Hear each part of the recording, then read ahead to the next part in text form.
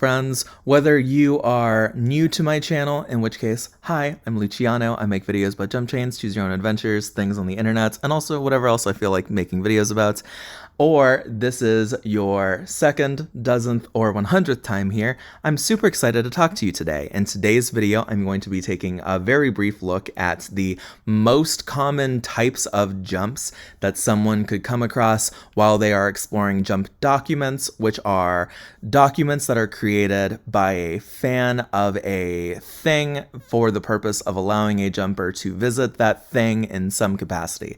It could be a book, it could be a movie, it could be an original world, a video game, or even an idea which serves as a sort of thematic centerpiece around which a world or a setting is constructed. We are going to be taking time to look at the most common jump document formats in today's video, and we are going to go ahead and get started by looking at the Simpsons jump by Reddit user It's a Long Story. This jump begins in the first episode of The Simpsons roasting over an open fire, and you will remain there for 10 years. 10 years is the standard length of a jump itself, though there are plenty of jumps and there are plenty of ways to get around this that either make a jump take a lot longer or make a jump last a lot shorter. Additionally, this is an origin jump with the standard 1,000 choice points budgets. 1,000 choice points are the starting budget for most jumps regardless of formats, with the central exception being gauntlets, which we will look at in this video.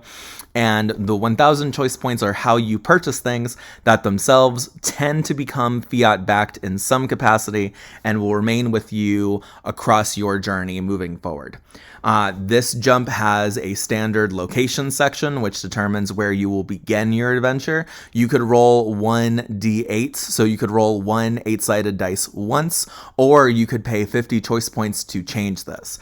Starting locations in the lion's share of jumps do not matter. They are effectively flavor text, and there are plenty of newer jumps that recognize this, although there are settings where your starting location is extremely important. So if you are going to jump to a setting, make sure that you are familiar enough with the setting that you can identify the starting locations, and you can determine which, if any, should be avoided. Moving beyond this, we're going to go ahead and head on over to the age and gender section. Some older jumps allow you to determine this in other ways, such as by rolling a dice to determine your age, or allowing you to stay the gender and sex that you were in your past jumps, or that you were before you began jumping if it is your first jump. But in this particular case, you get to freely choose what is your age and your gender. It is worth noting that in this jump specifically, your age does determine some discounts that you get, so there is something to be considered when you are deciding your age. Now we're going to go ahead and take a look at the origins. These are your backgrounds. This is very important because there are several different new formats of jumps where origins work very differently than they do in this specific style of jump making. So in this specific style of jump making, your origin determines your discounts, so what perks and items you can get at a cheaper rate, and also gives you memories and a context that the person you are in the jump exists in at the beginning of your jump. So if you are someone who is a big fish, for example, then you will be starting off your jump with the wealth and power that befits your origin, and you will be able from the very beginning of your jump to do a lot of different stuff than someone who is a menace or an average Joe might be able to, just because of the very real power of a wealth. If you are a drop-in, which is a common option across all different types of jumps, then you have no new memories or identity taking up space in your brain, but you also don't have friends or family. In some jumps, you will have, in some very rare cases, a job by default as a drop-in, or you will have enough to have a legal identity in whatever setting that you are in. But for the most part, when you do a drop-in, you start off with as little as possible. That said, in some cases, in this jump specifically, if you're a child or a teen, you get a free foster family to stay with, which you can choose or create at your discretion so long as it's reasonable and grants no major advantages. That is not always a gimmick in drop-in origins, but there are plenty of drop-in origins where unique little things like that exist. So moving from here, we're able to go ahead and just sort of glance at the perks. These are the undiscounted ones, and then here are the ones that are discounted based on your origins. And then from there, we get to go and look at items. Any items that are bought using choice points have some sort of default rules. While there are exceptions to this, for the most part, if you purchase an item with choice points through the jump documents before you enter the setting, you have some level of fiat on it, which means that it is yours. If it gets broken, it will be repaired eventually and reappear in your warehouse. It has some other sort of advantages that are very minor, but the biggest one being that you can't lose it and that it continues to operate in some capacity in future jumps. So if you have a lightsaber that you have through fiat backing, then the lightsaber will work even in very different settings where physics is very different. If you have a magic wand, then the magic wand will continue to work in very different settings with very different physics. And usually there's also other advantages. Typically a fiat-backed item is strong in other ways, such as a money item, which is something where if you have it, you have an income either throughout the time that you're in a jump, or you have an income that you get at the start of every jump, a fortune that is yours that will often last you the entire jump unless you are in a very weird setting or you are somehow locked out of it. So that can be a way of circumventing having to need to work in order to buy stuff and get by in a modern world. Here's all of the items here. After the items, you will be able to see the companion section.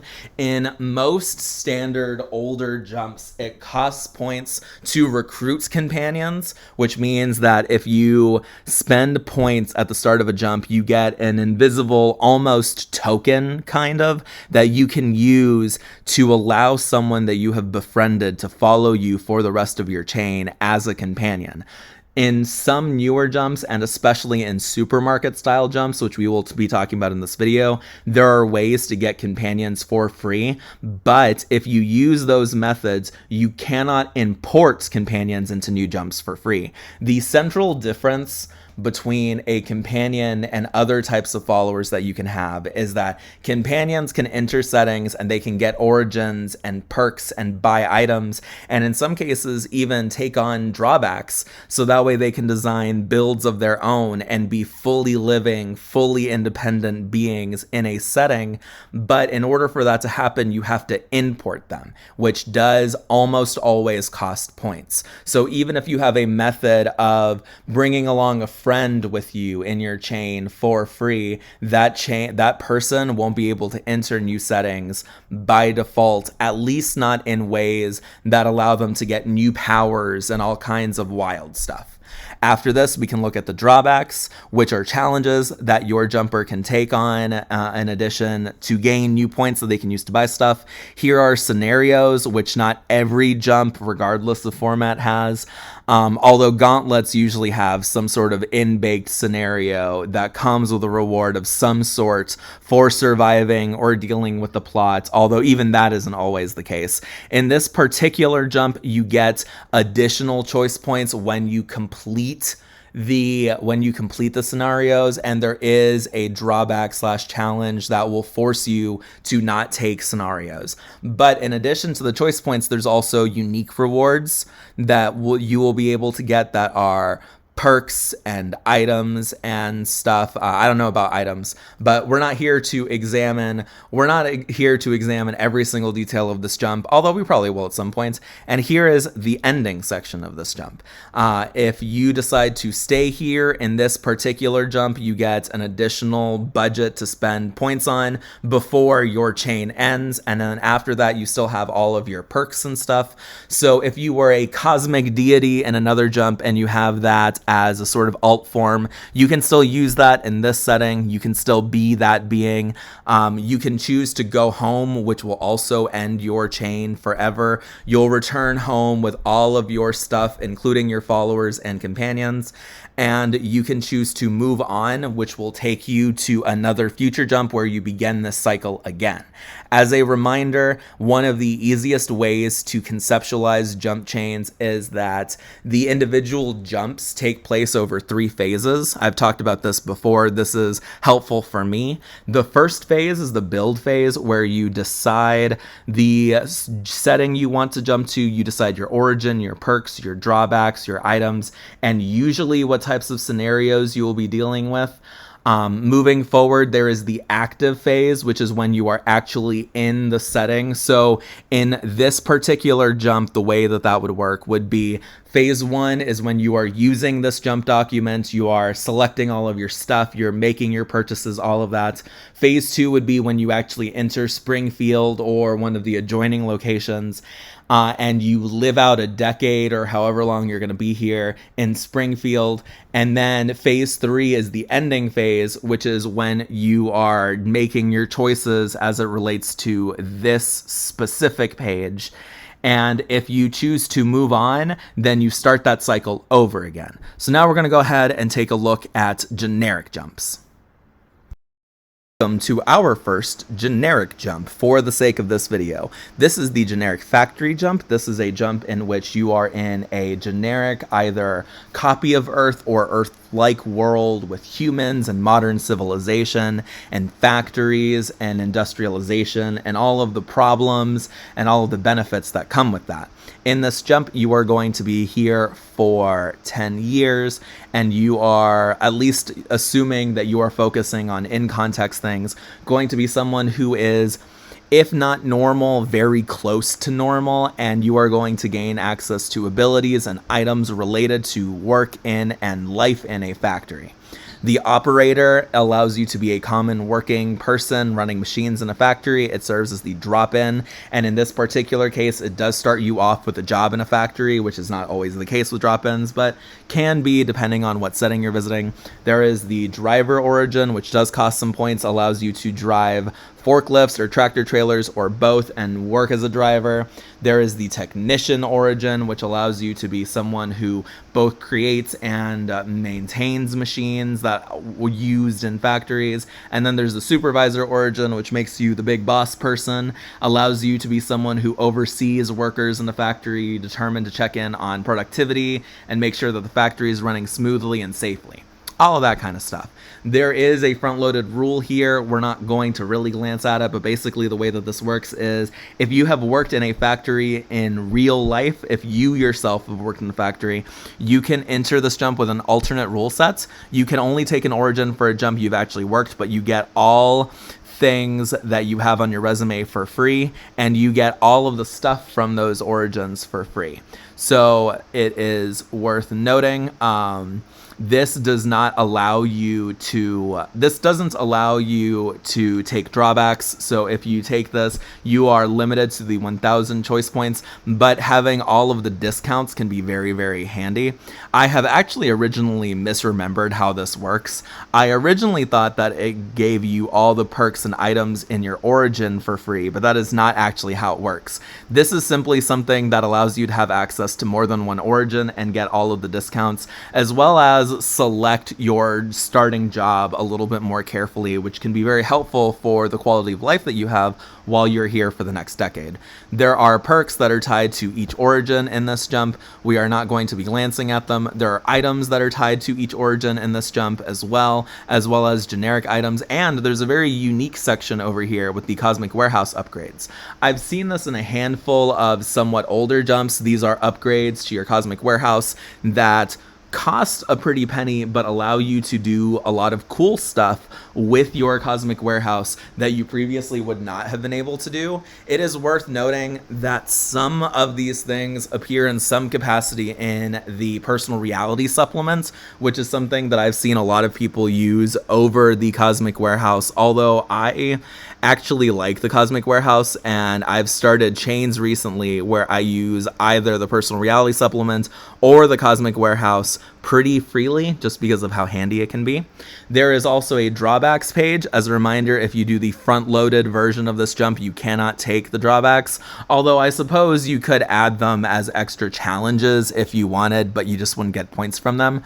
That is something that I've seen people do when they really like dealing with drawbacks, but they know that there's a drawback limit. Sometimes they'll allow their jumpers to deal with more drawbacks and they just won't get rewarded for it in terms of points, which can be interesting. In some cases, it can actually be very helpful for jumpers to have to deal with drawbacks, both in terms of their characters and narrative arcs, as well as in terms of their actual experiences and the ways that their powers work. In some cases, if you're dealing with a whole bunch of enemies, you get stronger. There is the inverse ninja law from Kill Bill, which allows you to weaken enemies if you're dealing with all of them all at once and they're all focused on you. It makes them more fragile and just weaker depending on how many people are challenging you all at once.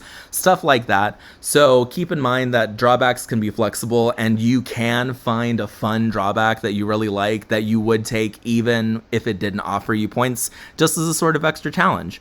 But yeah, these are generic jumps. Generic jumps are keyed to specific ideas, and they allow you to visit a world that is centered around that idea, or where that idea is featured prominently. And that world can be original, or it can be a setting without a jump document, or it can be a setting with a jump document, and you can use the jump as a supplement or as a crossover, so that way you can effectively do two different types of jumps at the same time. You can deal with all the drawbacks, and all of the plots of the world of the different jump documents can converge and can make it so that your jumper is able to grow in power a lot more smoothly, but also has to deal with more challenges and more unique things that they have to overcome.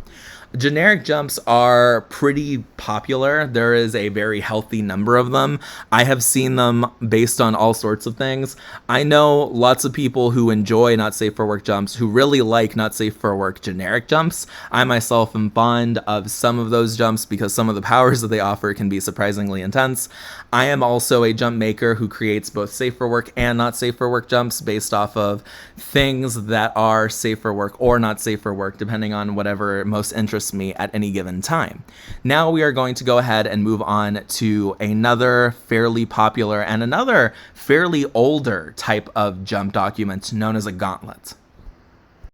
Welcome to the Love is a Battlefield, A Knight's Tale, a generic princess rescue gauntlet. So this is a type of gauntlet that fuses the generic setting, which is basically a jump that revolves around a specific trope or idea, that kind of thing, a specific genre, all that kind of stuff, into a gauntlet.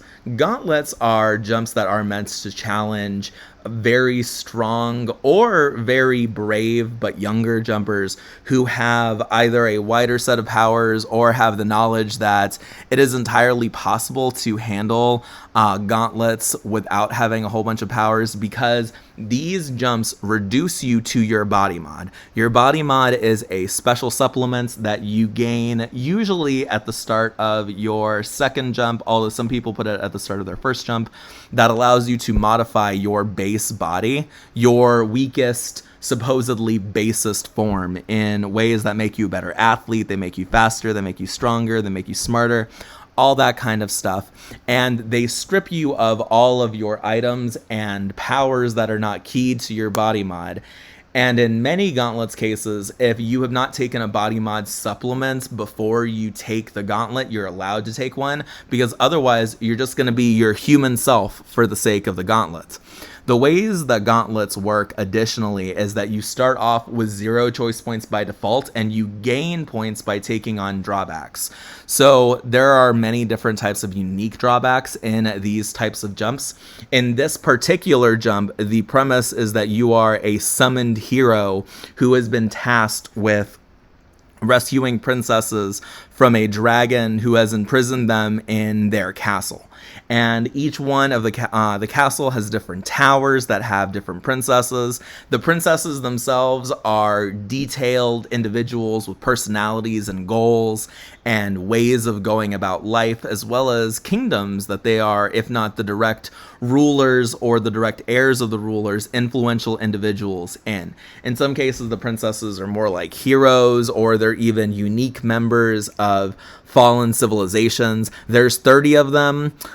This particular jump, I would personally argue, is perfectly safe for work, but there are some risque images in it. So if you want to look at it, you should absolutely keep that in mind before you go and open the link. But I will be putting the link to this video in the description. I will be putting the link to this jump in the description.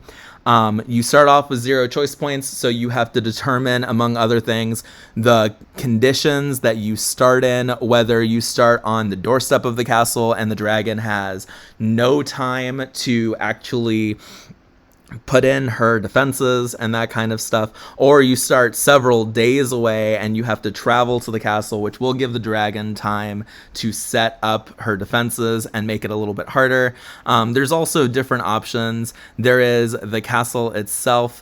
You can run immediately to face the dragon, which would be very ill-advised because you do not have your other powers. You will be a human, or probably something a little bit stronger than a human, but facing a dragon that is a fully powered adult dragon, even if not an especially mature or old one, would be ill-advised. You can rescue princesses, which can give you allies, and you can gain favors from them. If you gain a favor from them, you send them away, but they give you an item, which can be very helpful for your journey as you rescue more princesses and gain more knowledge and experience with your skills. The skills here are the perks that you can purchase. These will stay with you, but as usual, if you go to another gauntlets, these do not become a part of your body mod. So because they do not become a part of your body mod, if you get depowered, you will lose any of the unusual stuff you had here. But if you gained memories and experience using these perks, that will not go away. So with gauntlets, by default, also here are some items. These items also have fiat backing. If you buy them, they will follow you in some respect on your chain. So they won't just be things that only matter in this specific jump. If you buy something here, it will be able to follow you, assuming you succeed in this jump. Normally, if you fail in a jump, that is the end of your chain, unless you have a 1-up or your benefactor is nice or some other rule. But with gauntlets, the default assumption and most common rule that is usually written out is that if you fail a gauntlet, you do not end your chain. Instead, you sacrifice all of the things that you purchased in that gauntlet, and the only thing that you keep are your memories. So even then, you still gain something, but it's a lot less. If you succeed in a gauntlet, you're able to do all of the normal stuff that you would do. You're able to stay and make the gauntlet universe your home. You're able to return home with the stuff you gained, in additionally the stuff you gained from the gauntlets, plus all of your other stuff, or you can continue on your chain. Some gauntlets have unusual lengths that you will be staying in them. In this jump, you will probably not be rescuing princesses for a full decade. If you wish, when you complete the jump, there is a unique option that allows you to have all of your powers restored to you, all of your stuff restored to you, and allows you to explore this setting. So you could go visit the homes of the princesses you rescued. You could go visit the princesses even if you sent them away. You could explore the world, and you would have access to your full suite of powers. All of them being restored when you deal with the dragon one way or another. Additionally, as always, if you fail, you just continue on to the next chain, although I actually don't remember for sure if that rule is written out in this one, but whenever I have a jumper visit here, I always have that rule in mind because I don't remember seeing a place where a jump fail here is actually a chain fail. So any jumpers who visit here of mine who fail, which happens occasionally, just because I think it's fun to have them fail sometimes, especially if they're a little bit overeager, they would be returned to their cosmic warehouse or personal reality, and they would be able to continue on their chain going to another setting.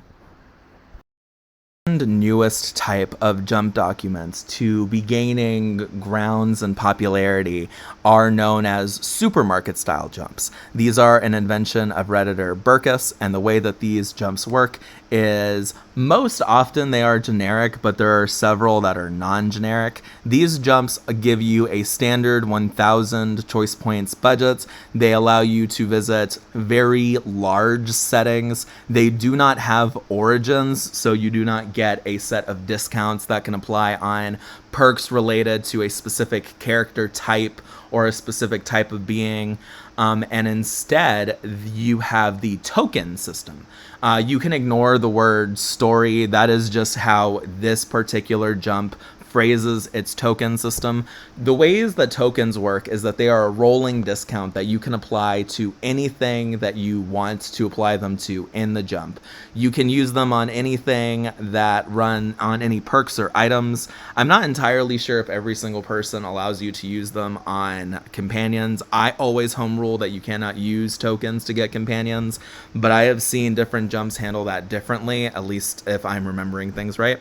There are always large sets of perks in this particular jump. The lion's share of the jump are perks and items, and the perks and items are always keyed, at least when it's a generic supermarket style jump, as opposed to a setting specific supermarket style jump, to a central idea or theme.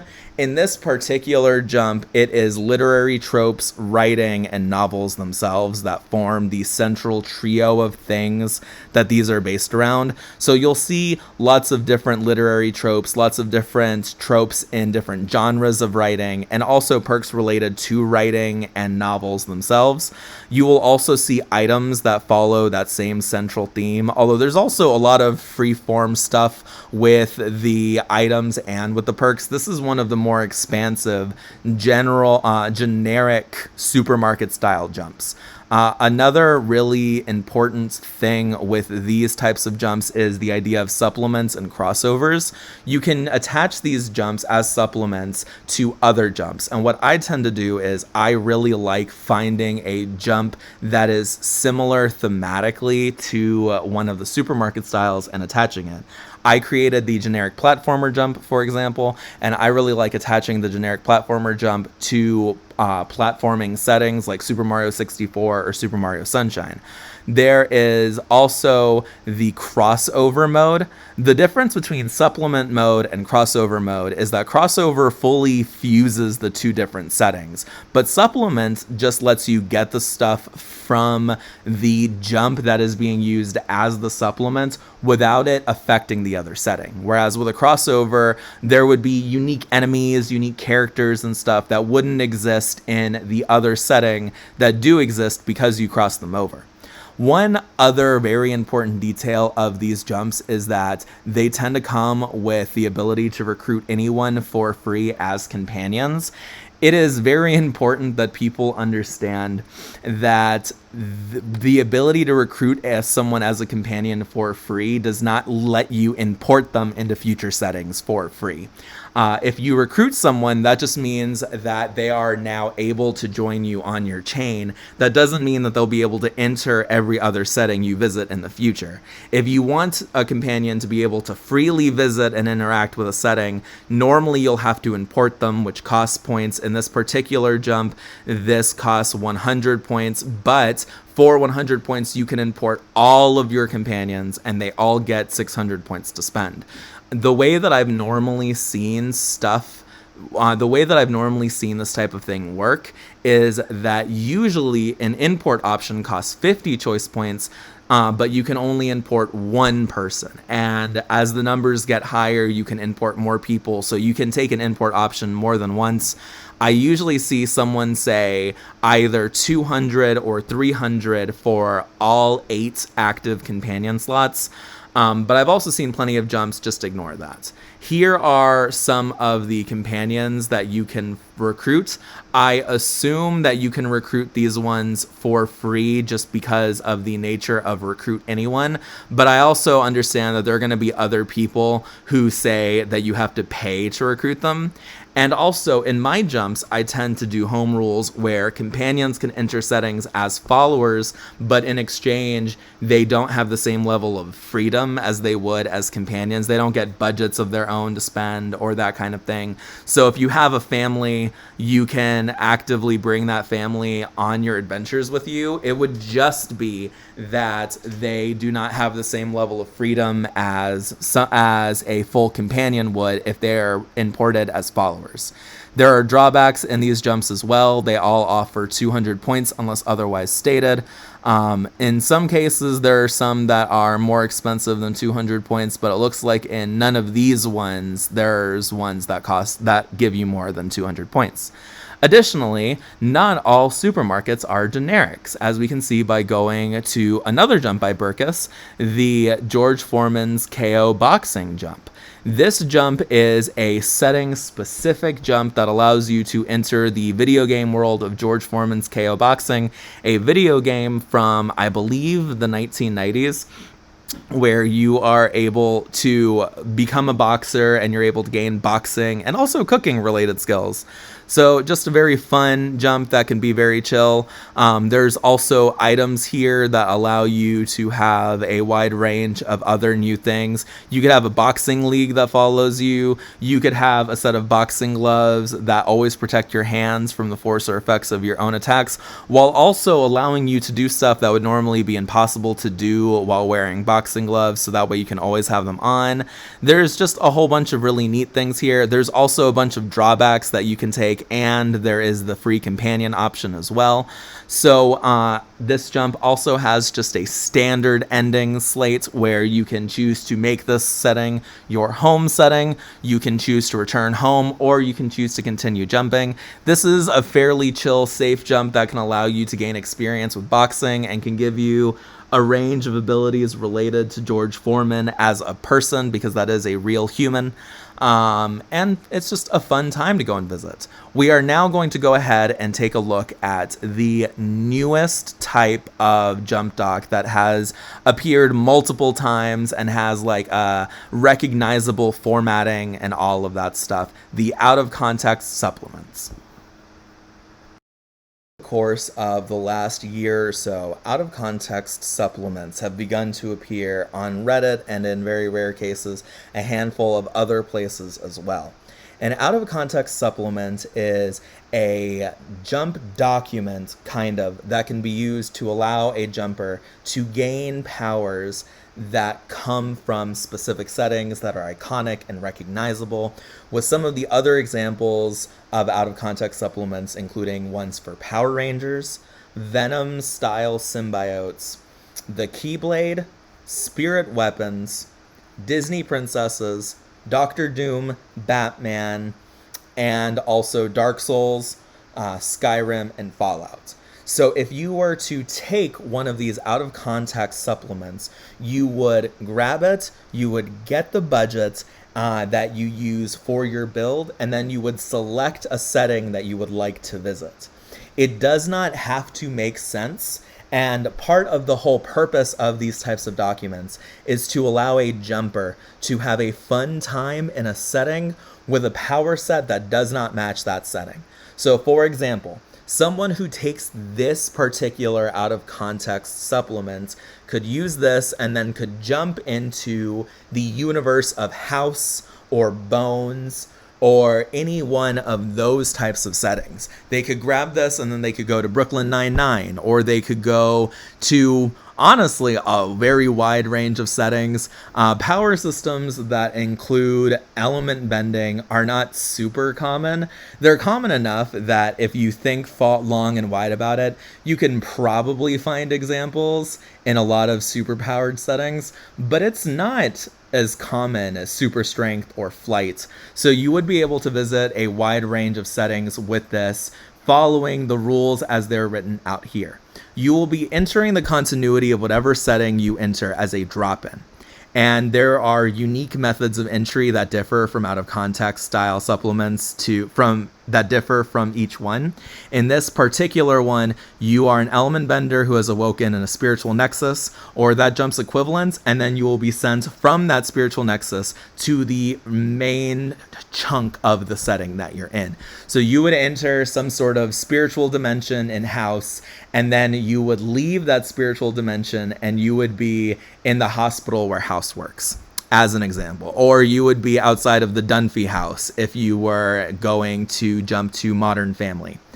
So these supplements are effectively full jumps in and of themselves. They have all these standard features of jumps, from initial starting budgets to origins. In this case, the origins are the bending, are the different styles of bending. They have perks that you can purchase. They have undiscounted perks that you can purchase, and capstone boosted perks, as well as non-capstone perks that can get boosted by having other perks in the jump document.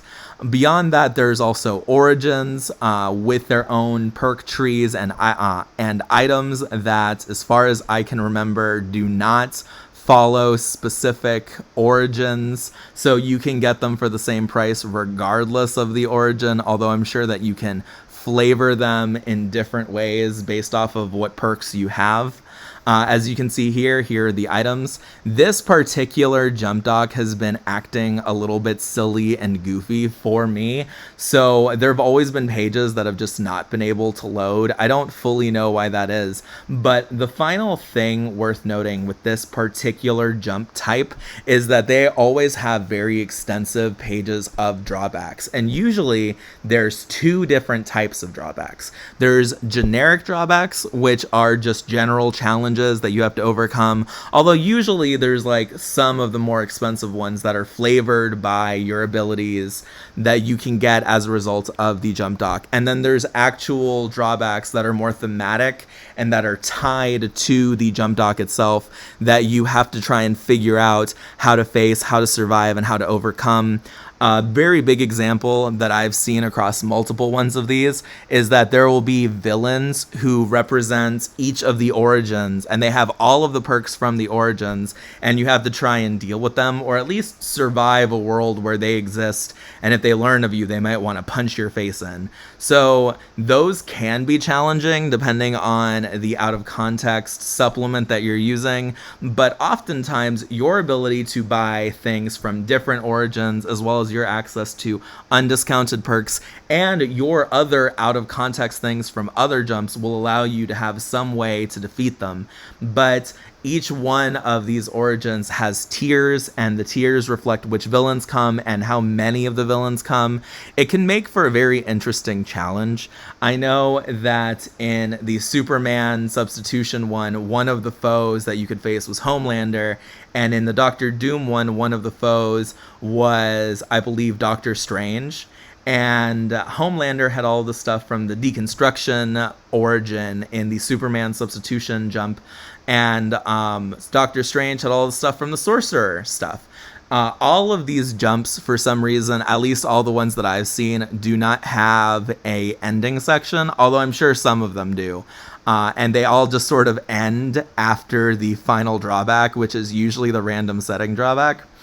That said, the ending options here are standard. They are, you can stay in that setting and make it your permanent home, which will end your chain. You can return home, which will end your chain, or you can continue on to a different jump, which will allow you to do all of the stuff that I talked about at the start of this video all over again. These are the most common types of jumps. I've seen other types of jumps, but those ones have extremely limited numbers. I've seen story jumps where you are supposed to do multiple jump docs, like back to back. I believe World of Terra is one of those, which is, as far as I understand it, a 40k jump doc that is just a really epic adventure. It's a set of, I think, 3 jump docs that you take that involve you being stuck in the grimdark galaxy of the far future. I've never actually looked through those ones myself. At least I've never looked through anything past the first actual doc in the setting. I've never seen the second or the third, but I know, or I believe at least, that they exist and that they tell a very fascinating story for people who are really into that. But for the most part, jump docs are isolated stories that you can follow, and even if you revisit the same setting, you won't necessarily be remembered by the people that you saw, and the world itself won't necessarily feel the effects of what you did last time. There are perks that allow you to change that. I myself am a fan of continuity perks, which is why my High School Musical jump has one that is free, where if you visit a setting that you visited before, you are remembered by the people who were there to some extent, to an extent that you decide. And the world can still feel your effects. But also, a lot of my jumps are not super standard. I have made lots of jumps of choose your own adventures, of existing choose your own adventures that I translated into the jump doc format, and I added original stuff.